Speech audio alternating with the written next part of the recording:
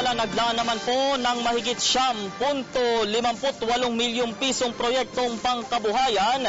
ang Department of Agrarian Reform para sa mga Agrarian Reform Beneficiaries Organization sa iba't ibang lalawigan po sa Rehiyon 2 para sa ikaaangat ng kabuhayan ng mga miyembro nito. Ayon kay Agrarian Regional Director Attorney Marjorie Aizon, kabilang sa mga proyekto ang isang fish processing center sa bayan ng Sabtang sa lalawigan ng Batanes, goat, native pig and chicken at vermiculture production business at iba pang maaaring negosyo sa mga bayan ng Santa Ana, Gataran, Rizal at Baggao sa Cagayan. Hayag pa ng DAR, may mga kahalintulad ring mga proyektong pangkabuhayan ang tinanggap ng mga iba't ibang samahan ng mga magsasaka sa lalawigan ng Cagayan. Ang proyektong ito ay mula sa Agrarian Reform Community Connectivity and Economic Support Services